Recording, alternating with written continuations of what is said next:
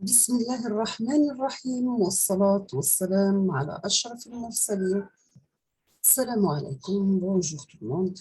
Toujours avec série de vidéos, révision, le concours de doctorat. اليوم إن شاء الله راح نشوفوا l'université de Constantine 1 toujours, département d'électronique. راح نشوفوا concours d'entrée en doctorat l'année 2012-2013, spécialité automatique et traitement de signal. L'épreuve pour l'asservissement et commande. Donc, asservissement et commande. La durée d'un concours est 2 heures. On va commencer par l'exercice numéro 1 sur 7 points. Nous avons, on va agrandir pour mieux voir, soit le système asservi ci-dessous. Vous avez une entrée E2P, donc système domaine laplacien. L'entrée E2P, la sortie c'est S2P, la réponse du filtre c'est H2P et vous avez epsilon 2P, c'est l'erreur. Donc toujours, c'est S2P et à l'entrée, multiplie moins l'erreur de S2P. Là, attends, epsilon 2P sur E2P égale à pi fois P plus 10 divisé par P au carré plus 10 fois P plus K, sachant que K est positif. Donc, vous avez deuxième entrée de système, puisque l'entrée principale, c'est E2P, et epsilon 2P, c'est deuxième entrée à H2P. Donc, vous avez epsilon 2P sur E2P égale à P fois P plus 10 divisé par P au carré, plus 10 fois P plus K, K est positif. On vous demande de calculer H2P. Calculer H2P, d'accord? Deuxième question, on vous demande de calculer Kp, Kv et Ka ainsi que epsilon 2P, epsilon 2V et epsilon 2A. Calculer Kp, Kv et Ka ainsi que epsilon P, epsilon V, epsilon A. Troisièmement, quelle valeur doit-on donner à K pour que l'erreur commise en régime permanent soit de 5%? Quelle valeur doit-on donner à K, la constante K, pour que l'erreur commise en régime permanent soit de 5%? Quatrième question. Vous avez par le calcul, on vous demande de déterminer M de phi quand K égale à 10. Par le calcul, déterminer M de phi quand K égale à 10. Est-elle satisfaisante? Est-elle satisfaisante? Cinquièmement, on vous demande de tracer sur papier semi-log, les courbes de Bode de H2P et représenter graphiquement M de P comparé avec la question numéro 4, c'est-à-dire pour K égale à 10. Est-ce que vous avez la même courbe ou non?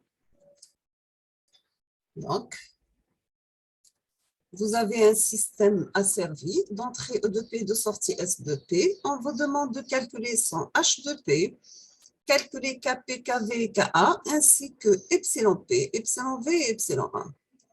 Quelle valeur doit-on donner à K pour que leur erreur commise en régime permanent soit de 5%?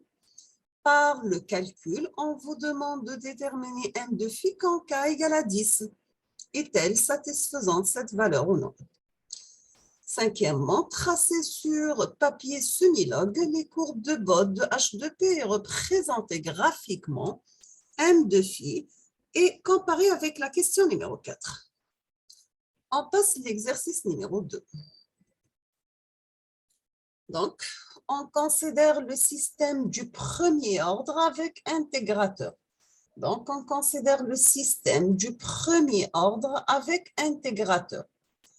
Nous avons G de S égale à A sur S plus 1. Donc, vous pouvez utiliser le P au lieu de S, parce que des notations de Laplacian, qu'elle utilise S ou qu'elle utilise P.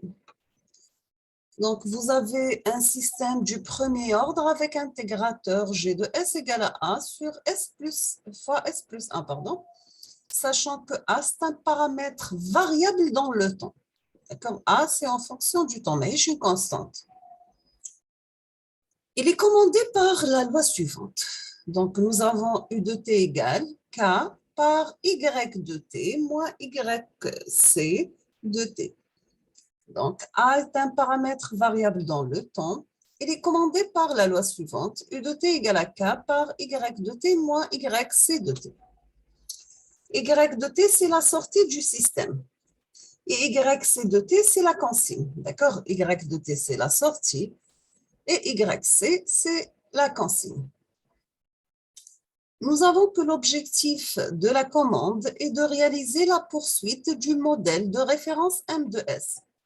L'objectif de la commande est de réaliser la poursuite du modèle de référence M de S. Donc, nous avons M de S égale à 5 sur S au carré plus S plus 5. M de S égale 5 sur S au carré plus S plus 5. La première question, nous avons est-ce que c'est A est connu et constant? Dans quel cas peut-on réaliser une poursuite parfaite du référence? C'est A est connu et constant. Dans quel cas peut-on réaliser une poursuite parfaite de référence? Deuxième question, on vous demande de calculer une loi de commande adaptative en utilisant la règle du mythe avec K, commande adaptative.